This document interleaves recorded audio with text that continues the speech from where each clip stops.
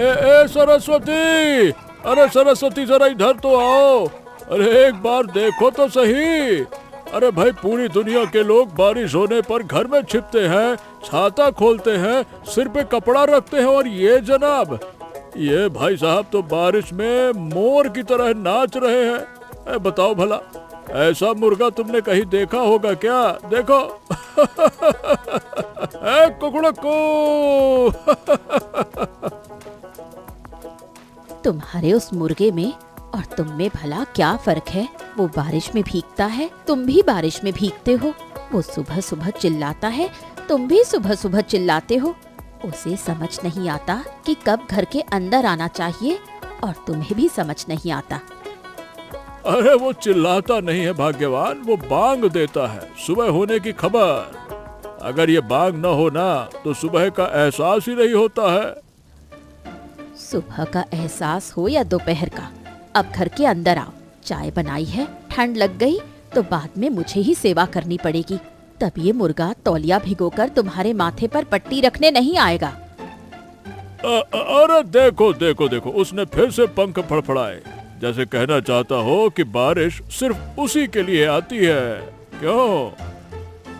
हाँ हाँ, बारिश तुम्हारे मुर्गे के लिए ही आती है, धूप तुम्हारे लिए ही निकलती है, और मैं ये घर गृहस्थी किसके लिए संभालती हूँ ये कोई नहीं सोचता। तुम्हारी वजह से ही तो ये घर है, वरना मैं और ये मुर्गा दोनों मिलकर कीचड़ में सने पड़े रहते हैं। वही तो लगता है, बहुत सुख की जिंदगी होती। सुबह की चाय नहीं होती, खाना नहीं होता, बस तुम और तुम्हारा मुर्गा एक दूसरे का मुंह देखते रहते। अब वैसा भी होता तो बुरा नहीं था, लेकिन तुम्हारे बिना मेरा 2 दिन भी नहीं चलता है, ये बात तो 100% सच है। समझ रही हूँ, बातों में मक्खन लगा रहे हो ताकि मैं चावल दाल का हिसाब भूल जाऊं। अरे हिसाब बाद में करना, पहले ये मानो मुर्गे की पसंद लाजवाब है। आम मुर्गा होता तो किसी कोने में दुबक कर बैठ जाता, लेकिन ये तो कलाकार इंसान है। मेरा मतलब है कलाकार मुर्गा है। कलाकार मुर्गे के मालिक तुम हो। अब कलाकार और मालिक दोनों अंदर आओ। चाय ठंडी हो गई तो मैं दोबारा गर्म नहीं करूंगी। अच्छा चलो भाई, चलता हूँ, लेकिन जाने से पहले कह देता हूँ, आज उसे थोड़ा ज्यादा चावल देना। बारिश के दिनों में भूख बढ़ जाती है। बारिश के दिनों में सिर्फ उसकी नहीं, सबकी भूख बढ़ जाती है। पहले इंसान, बाद में तुम्हारे लाल कलगी वाले महाराज। ठीक है, पहले इंसान, लेकिन एकदम बाद में नहीं, बीच में कहीं। तुम्हारी बातों से कौन जीत सकता है भला? चलो चाय पियो। अरे सुन रहे हो, जरा इधर तो आओ। देखो इस चावल के डिब्बे को, 15 दिन पहले पूरा भरा था, अब नीचे का हिस्सा दिख रहा है। इसका कारण जानते हो? इंसानों के लिए अलग खाना बनता है और मुर्गे के लिए अलग खाना। ऐसे में घर कैसे चलाऊं बताओ? अरे अरे अरे, वो तो मेहमान की तरह है। क्या मेहमान को खाना नहीं खिलाया जाता क्या? वो इस घर का सदस्य है, उसे थोड़ा अच्छा खाना खिला दिया तो क्या नुकसान हो गया है? मेहमान 3 दिन रहता है, तुम्हारा ये मेहमान तो 3 साल से यही है। अगर मेहमान ही कहना है तो उससे कहो कि कभी कभी बाजार से सब्जी भी ले आया करो। तेल के दाम बढ़ रहे हैं, चावल महंगा हो रहा है, प्याज आसमान छू रहा है। तुम्हारा मेहमान सिर्फ आता है और बांग देता है। अरे भाई, तुम हर चीज में हिसाब किताब लगाती हो, इसीलिए तुम्हारे मन में शांति नहीं है। थोड़ा सा रहने दो ना। मुर्गा बांग देता है, सुबह का पता चलता है, घर में रौनक रहती है, और क्या चाहिए? रौनक तो रहे, लेकिन चावल भी रहना चाहिए। सिर्फ रौनक से पेट नहीं भरता। अरे अब देखो, तुम्हारी बात भी गलत नहीं है, लेकिन अगर मैं उसे सिर्फ सूखे चावल दूंगा तो मेरा दिल नहीं मानेगा। वो बहुत अपना सा हो गया है ना, समझो। अपने तो हम भी हैं, हमारे बारे में सोचते हो? कल ही तो कह रही थी कि महीने के आखिर में नमक, तेल, केरोसिन सब एक साथ खरीदना होगा। बबलू की तनख्वाह है तो सही, पर क्या घर सिर्फ एक तरफ से चलता है? ओहो सुनो, कल बाजार में धान बेचकर जो पैसे मिलेंगे उससे पहले घर का सामान खरीदूंगा, उसके बाद अगर कुछ बचा तभी मुर्गे के नखरे उठा पाएंगे। सीधी बात है। अगर इस बात पर कायम रहोगे तो मैं कुछ नहीं बोलूंगी। मैं उस मुर्गे की दुश्मन नहीं हूँ, लेकिन जब घर संभालना पड़ता है तो दिमाग में हिसाब अपने आप चलने लगता है। जानता हूँ तुम्हारी डांट में भी ममता है। अरे तुम ना होती तो पता नहीं मैं कब का खाली गोदाम लेकर बैठा रहता। ममता है इसीलिए बोलती हूँ, वरना मुझे क्या पड़ी है, जो जैसा चल रहा है चलने देती। ठीक है ठीक है ठीक है, आज से हिसाब तुम्हारा और गुजारिश मेरी, ठीक है? गुजारिश सुनूंगी, लेकिन एक शर्त है। ओहो भाई भाग्यवान, बताइए क्या शर्त है? मुर्गे के लिए अलग से बर्तन में खाना नहीं बनेगा। जो खाना पकेगा उसी के हिसाब से जितना हो सकेगा मैं दे दूंगी। अच्छा बाबा, शर्त मंजूर है, लेकिन चावल के ऊपर थोड़ा सा मुलायम दाना मिला देना, उसे खाने में आसानी होगी, ठीक है? देखो फिर से शुरू हो गए। अरे शुरू नहीं हुआ, ये तो प्यार है। प्यार अपनी जगह रहे, पर बर्बादी नहीं होनी चाहिए। पिताजी आज स्कूल बंद है, पूरा मैदान डूब गया, बच्चे आ ही नहीं पाए। मैं जब गया ना तो देखा गेट पर ताला लटका हुआ था। हेडमास्टर साहब ने फोन करके कहा कि इस बारिश में स्कूल खोलना मुमकिन नहीं है। मैं भी सोच रहा था, तुम्हारे कपड़े भी देखो भला पूरे भीग गए। छाता लेकर भी ये हाल है तो अब क्या कहें। वही तो, छाता तो था पर हवा के कारण बारिश तिरछी गिर रही थी ना पिताजी। रास्तों पर घुटनों तक पानी है। एक जगह तो साइकिल उठा कर चलना पड़ा। छोटे बच्चे आते तो गिर जाते। और धान की फसलों का क्या हाल है? कल मैंने देखा था कि खेतों में पानी घुस गया। हाँ पिताजी, धान तो आधा डूब चुकी है, लेकिन तालाब से मछलियां खूब निकल रही हैं। कोई मछली, कोई सींगा मछली, कोई टेंगरा, कोई कुछ ऐसे करके सब सड़क के पानी में बहकर आ रही हैं। मैंने पलाश काका को देखा, वो हाथ से ही मछलियां पकड़ रहे थे। हाँ, उनके बच्चे टिफिन के डिब्बों में लेकर खड़े थे। हाँ, यही तो गांव है बबलू। गांव का सुख भी बारिश है और दुख भी बारिश। यही बारिश धान डुबो देती है और यही बारिश मछलियां भी लाती है। यहाँ कोई भी चीज पूरी तरह से अच्छी नहीं होती और पूरी तरह से बुरी भी नहीं होती है। ये क्या बात हुई? वैसे बाबूजी, आप हर चीज में दर्शन ढूंढ लेते हैं। अरे दर्शन नहीं रे, अनुभव अनुभव। 55 साल से इस मिट्टी पर हूँ, बारिश को भी पहचानता हूँ और धूप को भी। एक साल बारिश कम हो तो लोग आसमान की तरफ देखते हैं और दूसरे साल ज्यादा हो तो खेतों की तरफ देखते हैं।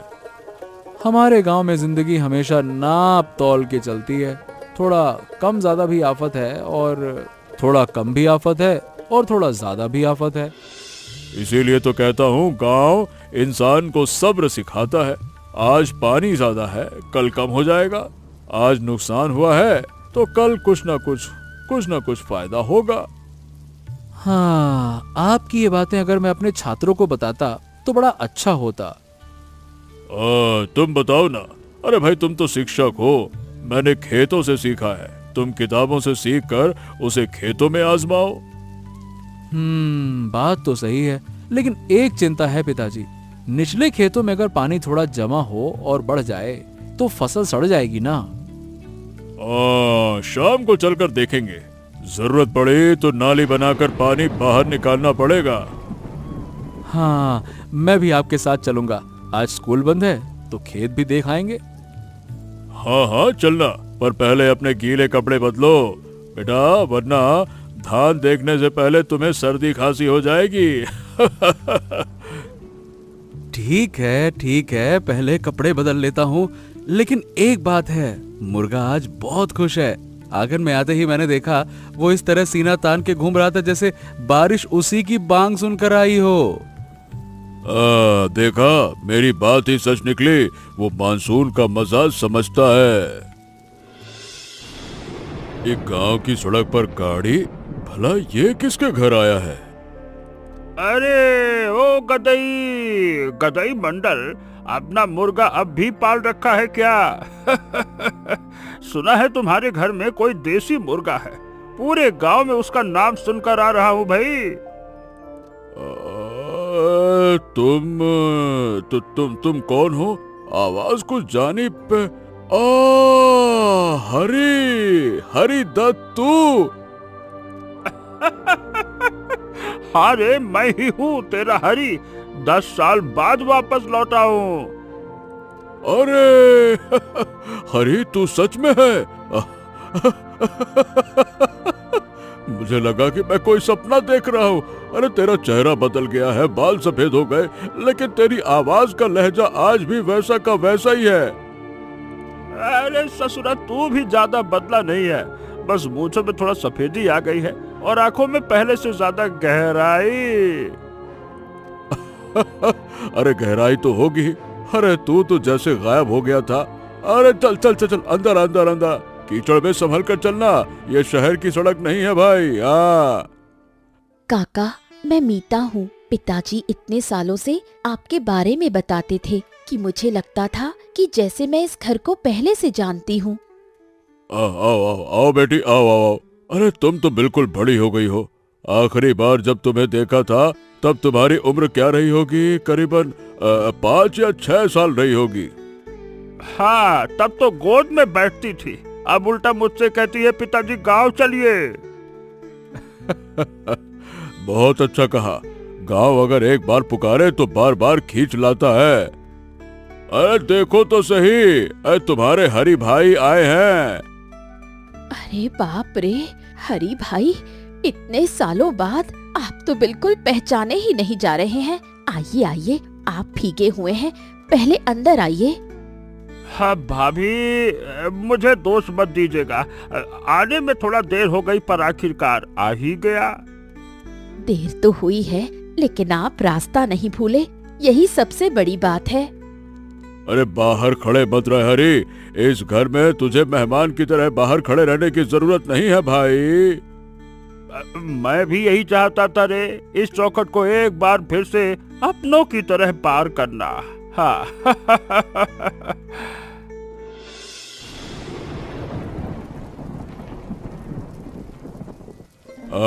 अरे तू तो बिल्कुल गायब ही हो गया था हरी, ना कोई फोन ना कोई चिट्ठी। अरे मैंने कितनी बार तो तेरे बारे में सोचा। अरे जब भी बारिश होती है मुझे तेरी याद आती है।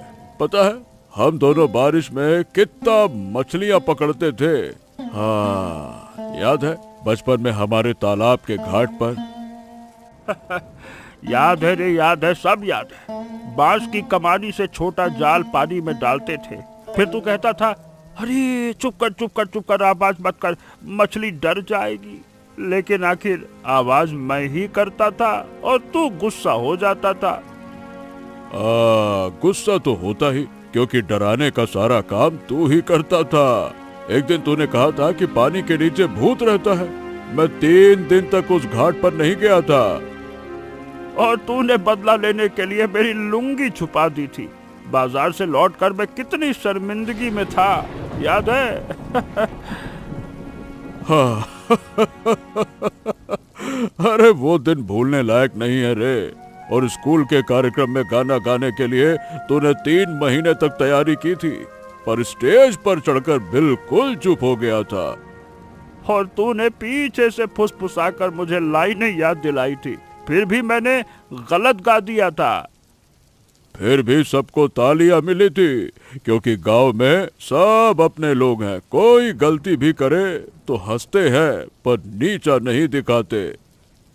हाँ, शहर में ये बात नहीं है रे। वहाँ अगर कोई गलती करे तो लोग मुंह पर भले ही कुछ ना कहें, पर मन ही मन दूरी बना लेते हैं।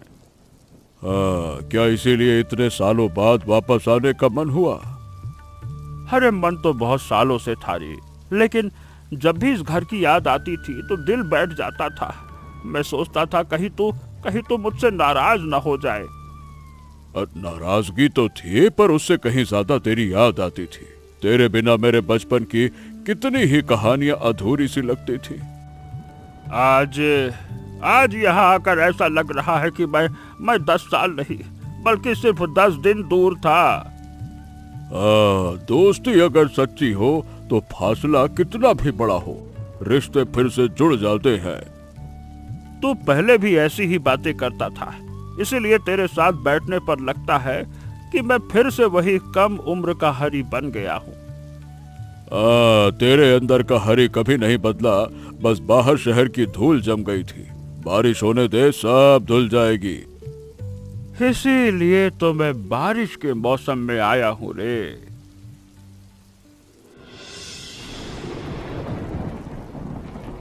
काका, जानते हैं शहर में ऐसी शांति नहीं है। वहाँ हमेशा हॉर्न बजते रहते हैं, लोग भागते रहते हैं, कोई किसी की तरफ नहीं देखता। यहाँ देखो, पेड़ों की पत्तियों से पानी टपक रहा है, चिड़िया चहचहा रही हैं, मिट्टी की सौंधी खुशबू आ रही है। ये चीजें शहर में नहीं मिलती। शांति तो है बेटी, लेकिन कमियां भी हैं। यहाँ पेड़ है, पंछी है, लेकिन पास में कोई अस्पताल नहीं है, अच्छी सड़कें नहीं है। शांति और सुख सुविधाएं दोनों हमेशा एक साथ नहीं मिलती। फिर भी मुझे लगता है कि इंसान को शांति की ज्यादा जरूरत है। सुविधाएं हो पर मन में शांति ना हो तो क्या फायदा। पिताजी ने शहर जाकर बहुत कुछ पाया, लेकिन मैं देखती हूँ कि वो कभी कभी खिड़की पर खड़े होकर बाहर देखते रहते हैं, जैसे कुछ ढूंढ रहे हो। तुम्हारे पिताजी इसी मिट्टी के बेटे हैं। मिट्टी की खींच भला कहाँ जाती है, वो चाहे कितनी भी दूर रहे, बारिश की खुशबू मिलते ही उनका मन यही लौट आता है। मुझे भी अजीब लग रहा है, मैं तो शहर में ही पली बढ़ी हूँ, फिर भी इस गांव में आकर ऐसा लग रहा है जैसे सब कुछ जाना पहचाना हो। जैसे ये भीगा हुआ आंगन, ये कीचड़, ये तालाब मैंने पहले कहीं देखा हो। माँ की कहानियों में सुना होगा, पिताजी के मुंह से सुना होगा, इसीलिए वो तुम्हारे भीतर जमा था। आज जब सामने देखा तो पहचान लिया। काका, आप लोग एक दूसरे की खबर कैसे रखते हैं? शहर में तो लोग पड़ोस के फ्लैट में रहने वालों को भी नहीं जानते। यहाँ कोई खबर छिपती नहीं है। किसके घर बच्चा हुआ, किसकी फसल कटी है, किसके घर में कोई बीमार है, सबको पता होता है। इसके अच्छे पहलू भी है और परेशानियां भी, लेकिन कोई अकेला महसूस नहीं करता बेटा। ये अकेलापन ना होना ही सबसे बड़ी बात है। शहर में तो लोग भीड़ में रहकर भी अकेले हैं। तुम उनका ख्याल रखना बेटी।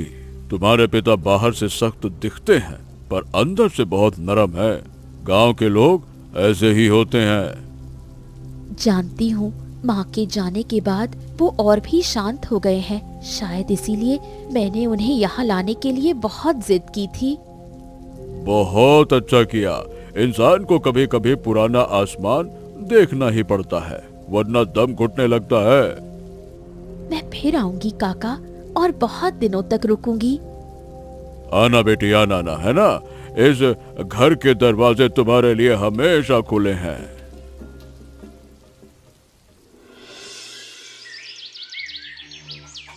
अरे बाहर आओ, बाहर। आज के आज मैं इसे दूसरे कमरे में रखूंगी, नहीं तो इसके लिए अलग से घेरा बनाऊंगी। इसने इतना सारा चावल बर्बाद कर दिया। जानते हो कितने दाम पर खरीदा है ये चावल? 50 रुपए किलो। और ये मुर्गा आकर सब मिट्टी में मिला गया। अरे अरे अरे अरे, शांत हो जाओ, शांत हो जाओ। वो समझ नहीं पाया, गलती से अंदर आ गया। आखिर मुर्गा ही तो है। अरे इंसान तो नहीं है कि कह दूं अरे भाई रसोई में मत आना, मुर्गा ही तो है। उसकी हर गलती पर तुम्हारी तरफदारी तैयार रहती है। मुर्गे ने गलती की तो वो समझ नहीं पाया, मैंने गलती की तो तुम्हें घर चलाना नहीं आता। वाह, बहुत बढ़िया, तुम अपने मुर्गे के वकील बने फिरते हो और मेरी तरफ से बोलने वाला कोई नहीं है। अच्छा अच्छा, ठीक है ठीक है, इस बार मेरी ही गलती है। सुबह मैंने दरवाजा ठीक से बंद नहीं किया था, इसीलिए वो अंदर आ गया। अब जाकर सच बात मुंह से निकली है, तो अब इस कीचड़ वाले चावल को चुनकर धोऊं या फिर नया चावल भिगोऊं? ठीक है भाई, ठीक है। अरे अब देखो भाई, ऐसा है कि जो इस्तेमाल किया जा सकता है उसे अलग करके धो लेते हैं, बाकी का बतखों और मुर्गियों को दे देते हैं। उसके लिए फिर से इंतजाम? इस मुर्गे की किस्मत देखकर तो मुझे ही जलन होती है। भाभी, ये मुर्गा तो मेरे शहर के बड़े अफसरों से भी ज्यादा असरदार लग रहा है। बिल्कुल सच कहा आपने। इस घर में किसकी मर्जी चलती है जानते हैं? न मेरी न गदई की, बस इस लाल कलगी वाले की। चाची, अगर मैं इसका वीडियो बना लूं तो आप गुस्सा तो नहीं करेंगी? ये सब देखकर बहुत मजा आ रहा है। मीता, वीडियो मत बनाओ, बाद में सब देखेंगे और हंसेंगे, कहेंगे गदई मंडल की पत्नी मुर्गे से झगड़ती है। नहीं नहीं, मैं किसी को नहीं दिखाऊंगी, बस अपने पास रखूंगी। ऐसा नजारा शहर में देखने को नहीं मिलता। देखा, अरे तुम ही अब गांव का नाम रोशन कर रही हो। मुझे नाम रोशन नहीं करना, मुझे चावल बचाने हैं। गदई, एक बात कहूँ, मैं तुझे बचपन से जानता हूँ। अगर तू इंसान न होता तो यकीनन एक मुर्गा ही होता। अच्छा, और तू वो इंसान होता जो बारिश के दिनों में छाता घर पे भूल आता। हंसो, जितना हंसना है हंसो, लेकिन कल ही इसके लिए एक बांस का पिंजरा बनाना पड़ेगा। अरे पिंजरा नहीं, इसके लिए छोटा सा घर बना देते हैं, और क्या। देखो, फिर से नखरे शुरू हो गए।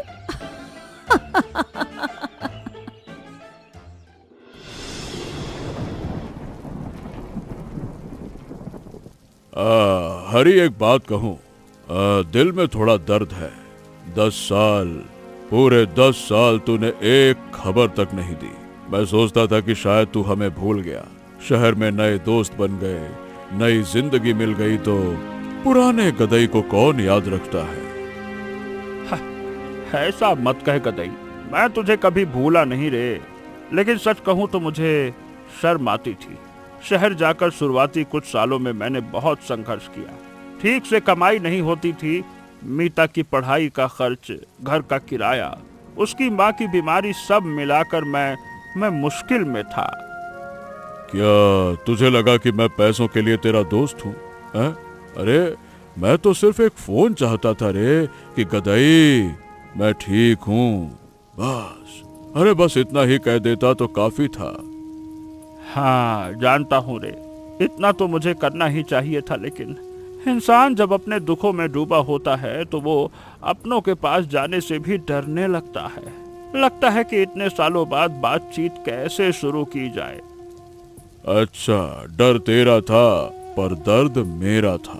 अरे कितनी बार मैं बाजार गया और लोगों से तेरे बारे में पूछा कि कोई खबर मिल जाए। कोई कहता कि दिल्ली में है, कोई कहता बंबई में है, तो कोई कहता भाई विदेश चले गए। अरे विदेश नहीं रे, मैं अपनी ही जिंदगी के झंझटों में खो गया था।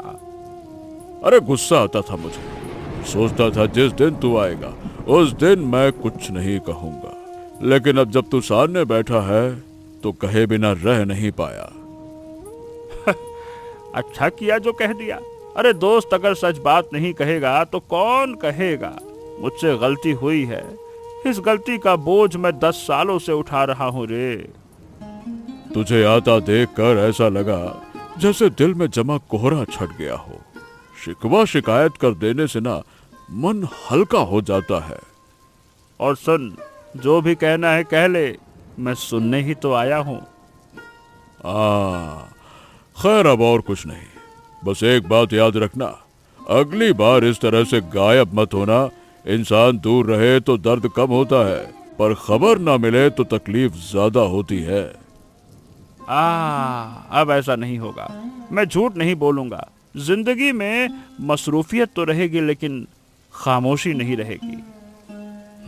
बस इस बात को निभाना, फिर सब ठीक है। निभाऊंगा रे, निभाऊंगा। आज नहीं निभाऊंगा तो कब निभाऊंगा।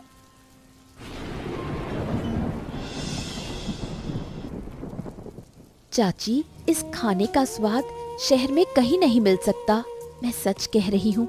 शहर में बहुत सारे रेस्टोरेंट हैं, बहुत महंगा खाना मिलता है, लेकिन इस मिट्टी के घर में बैठकर बारिश की आवाज सुनते हुए गरम गरम खिचड़ी खाना, ये एहसास कहीं और मुमकिन ही नहीं है। माँ जब जिंदा थी तो कहती थी कि गांव के खाने में मिट्टी की सौंधी खुशबू होती है।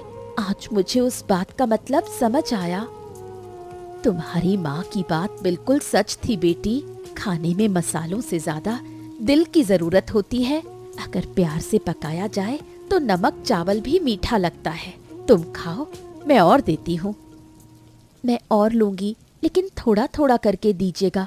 अगर मैंने ज्यादा खा लिया तो मुझसे चला भी नहीं जाएगा। दीदी, इस खिचड़ी की यही आफत है। एक बार खाना शुरू करो फिर तो रुकने का मन ही नहीं करता है। हाँ, अरे ये स्वाद मैंने कितने सालों से नहीं चखा। जानते हो गदई, शहर में भी खिचड़ी बनती है पर ये खुशबू नहीं आती।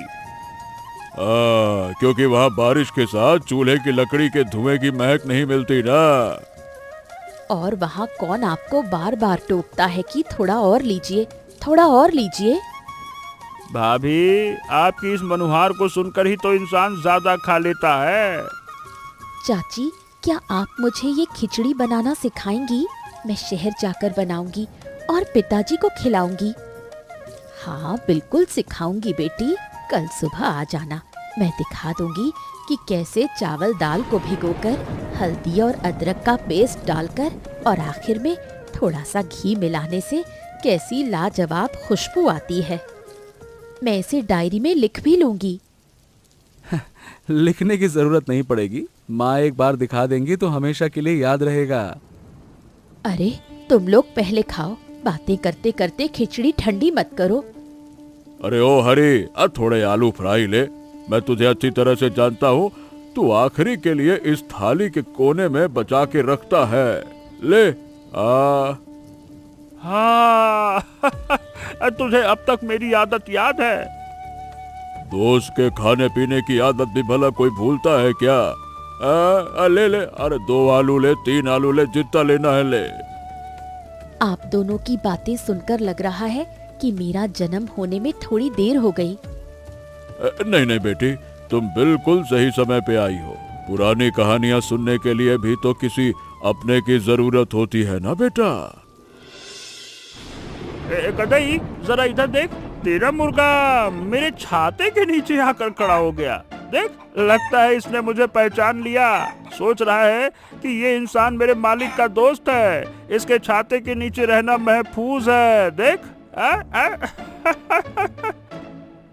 अरे ये बड़ा समझदार मुर्गा है। इंसानों को पहचानता है, अच्छे बुरे की समझ है उसे। तू अच्छा इंसान है ना, इसीलिए तेरे पास आ गया। अच्छा, ऐसा क्या? अरे वाह, तब तो मैं खुद को बड़ा सम्मानित महसूस कर रहा हूँ। शहर में इतने सालों में किसी ने मुझे इस तरह से नहीं अपनाया रे, जिस तरह से इस मुर्गे ने अपनाया। उसे मामूली मत समझना। वो जिसे पसंद नहीं करता उससे कोसों दूर रहता है। पिताजी, आपके शहर का छाता अब गांव के मुर्गे का घर बन गया है। ठीक है, मुझे कोई ऐतराज नहीं, लेकिन एक बात बता, अगर ये छाता लेकर मेरे साथ शहर जाना चाहे तब तू क्या करेगा? वो शहर गया तो 3 दिन में ही वापस आ जाएगा। गाड़ियों के शोर से उसका सिर चकरा जाएगा, रह नहीं पाएगा। सच में शहर में सुबह जैसी कोई चीज महसूस ही नहीं होती। यहाँ इस मुर्गे की बांग सुनकर ही लगता है कि दिन की शुरुआत हुई है। कल जब तू चला जाएगा तो ये उदास हो जाएगा। पिछली बार जब बबलू का एक दोस्त 2 दिन के लिए आया था ना, तो ये उसके आगे पीछे घूमता रहता था। उसके जाने के बाद 2 दिन तक इसने ठीक से बांग भी नहीं दी थी। सच में? क्या बात कर रहा है? क्या मुर्गों का दिल भी छोटा होता है? अरे दिल तो सबके पास होता है हरी। जैसे इंसानों के पास, वैसे ही पंछियों और मुर्गों के पास भी। वो जिन्हें प्यार करते हैं ना, उनके दूर जाने पर उन्हें भी दुख होता है। तुझे एक बात बताऊं, इस घर में आकर मुझे लग रहा है कि मैं सिर्फ इंसानों के पास नहीं, बल्कि अपनी पुरानी यादों के पास लौटा हूं। ये आंगन, ये पेड़, ये बाग, ये बारिश की सौंधी खुशबू। तो फिर बार बार आया कर। अगर इंसानों से लगाव हो तो जानवर और परिंदे भी उसे पहचान लेते हैं। काका, क्या इस मुर्गे का कोई नाम है? हाँ है ना, डाकू। डाकू? यो कैसा नाम रखा?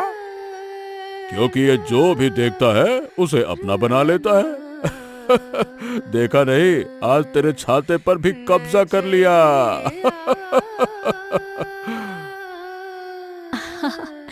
ये नाम इस मुर्गे पर बिल्कुल फिट बैठता है। गदई, एक बात कहूँ, शहर में 10 सालों में मुझे बहुत से लोग मिले, ऑफिस के साथी, मोहल्ले के लोग, मीता के दोस्तों के माता पिता, लेकिन तेरे जैसा दोस्त मुझे एक भी नहीं मिला रे। मैं सच कह रहा हूँ, शहर में हर कोई अपनी ही धुन में मसरूफ है, किसी को किसी की परवाह नहीं। मेरे पड़ोस के फ्लैट में कौन रहता है मैं 3 साल में भी नहीं जान पाया। और गांव में हर कोई एक दूसरे को जानता है, यही फर्क है। यहाँ अगर किसी के घर कुछ भी हो तो पूरे मोहल्ले को खबर हो जाती है। अच्छा हो या बुरा, किसी को अकेले नहीं झेलना पड़ता। क्या तू मुझसे नाराज नहीं हुआ था? सच सच बता। नाराज हुआ था, बहुत ज्यादा नाराज हुआ था, लेकिन नाराजगी से कहीं ज्यादा मुझे तेरा इंतजार था। हर मानसून में सोचता था कि इस बार शायद हरी आएगा। हाँ, तू नहीं आया, पर मैंने इंतजार करना नहीं छोड़ा। और अगर मैं कभी वापस नहीं आता तो शायद मैं जिंदगी भर इंतजार ही करता रहता। कुछ लोग ऐसे होते हैं जिनके लिए दिल के दरवाजे कभी बंद नहीं किए जा सकते। मीता कभी कभी कहती है कि पिताजी आप बहुत शांत हो गए हैं। असल में मैं अंदर ही अंदर बहुत थक चुका हूँ रे। हाँ, शहर इंसान को थका देता है और गांव उसे ठहराव देता है। तो कुछ दिन यहाँ रुक, देखेगा कि तेरी सांसें बदल गईं। हाँ दोस्त, आज इस बारिश की आवाज सुनकर ऐसा लग रहा है कि मैं कितने सालों बाद सुकून की नींद सोऊंगा। नींद जरूर आएगी। मन हल्का होते ही नींद आ जाती है, अब बड़ी अच्छी आती है। ए गदई। हाँ? शुक्रिया रे, इतने सालों बाद भी मेरे लिए ये जगह खाली रखने के लिए। अरे, ऐसी बातें रात के वक्त ही करनी जरूरी थी क्या? इंसान का दिल भर आता है रे। भर आने दे रे, हमेशा खुद को सख्त बनाए रखना भी तो अच्छा नहीं लगता। सही कहा। बाहर बारिश और अंदर दिल की बातें, ये दोनों ही पुराने धूल को साफ कर देती हैं।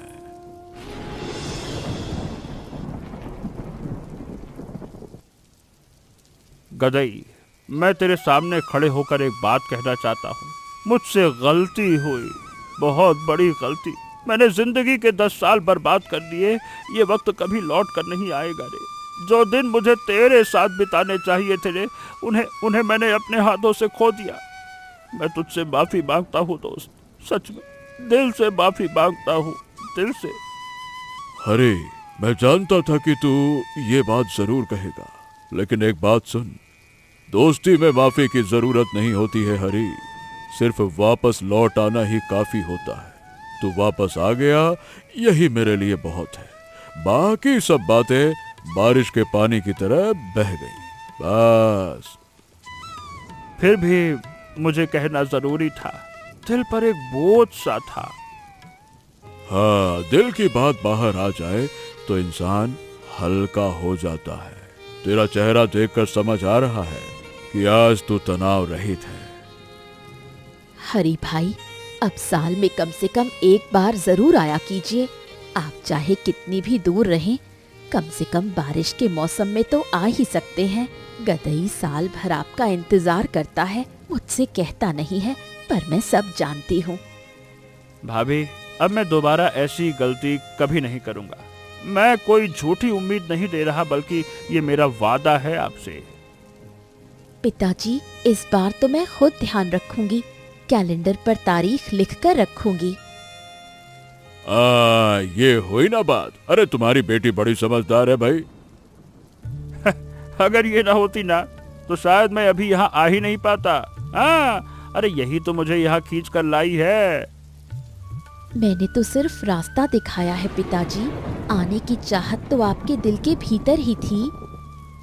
अब ये सब बातें छोड़िए, पहले सुबह की चाय पीजिए। सुबह की चाय के बिना मिलने जुलने की बातें भी कुछ फीकी सी लगती हैं। हाँ, सुना तुमने? इस घर का आखिरी फैसला हमेशा सरस्वती का ही होता है। पहले भी यही था और आज भी यही है, इसीलिए तो ये घर आज भी सही सलामत है। अब ज्यादा बातें नहीं, पहले चाय खत्म कीजिए, उसके बाद जितनी चाहे पुरानी बातें करते रहिएगा।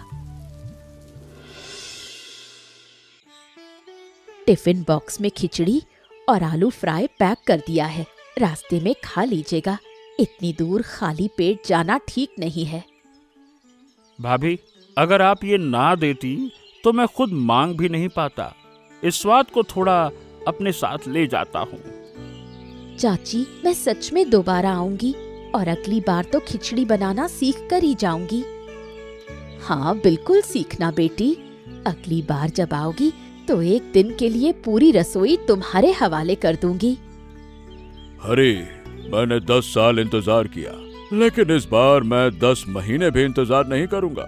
हाँ, अगर तू नहीं आया तो मैं खुद ही शहर आकर तुझे पकड़ के ले आऊंगा और इस मुर्गे को भी साथ ले जाऊंगा। हाँ, वो तुझे पहचान गया है। तेरे जाने के बाद उसका भी मन नहीं लगेगा रे। अरे पगले, अगले मानसून में मैं जरूर आऊंगा भाई गदई। इस बार मैं कसम खा के कह रहा हूँ, और सिर्फ बारिश में ही नहीं बल्कि त्योहारों में भी आऊंगा। मीता को भी साथ लाऊंगा। इसका तो इस गांव से जाने का मन ही नहीं हो रहा है। सच में काका, मैं तो यहाँ 2 दिन और रुक सकती थी। हाँ, रुक जाती तो अच्छा ही होता, पर कोई बात नहीं, जाने दीजिए ताकि दोबारा वापस आने की एक वजह बनी रहे। हाँ, कितनी सुंदर बात कही तुमने बेटा। हाँ, चलो जाओ, संभल कर जाना। रास्तों पर कीचड़ है, गाड़ी धीरे से चलाना। हाँ, तू बाहर ज्यादा देर खड़े मत रहे, वरना दिल भारी हो जाएगा। अरे दिल तो भारी होगा ही, लेकिन इस बार मिलने की उम्मीद भी तो है। इस बार आओगे ना? आएगा आएगा, इस बार वो जरूर आएगा। सुन लो, मैं जरूर आऊंगा। ये चौखट अब मेरे लिए पराई नहीं है। काका, चाची, अपना ख्याल रखिएगा और उस डाकू मुर्गे को मेरी तरफ से ढेर सारा प्यार दीजिएगा। हाँ, मैं उससे कह दूंगा कि तुम्हारी शहरी दोस्त फिर से वापस आएगी। चलिए, मैं गाड़ी को मोड़ने में थोड़ी मदद कर देता हूँ। आइए आइए। अच्छा चलो, लेकिन जाने से पहले एक बात, अब से बातचीत बनी रहेगी, फोन भी रहेगा और आना जाना भी रहेगा। हाँ, यही बात सबसे बढ़कर है। जाओ बेटा, सही सलामत पहुंचना। अरे, हाँ, क्या हुआ रे? अब दोबारा देर मत करना। अरे नहीं नहीं नहीं नहीं, अब तो कभी नहीं, कान पकड़ लिया।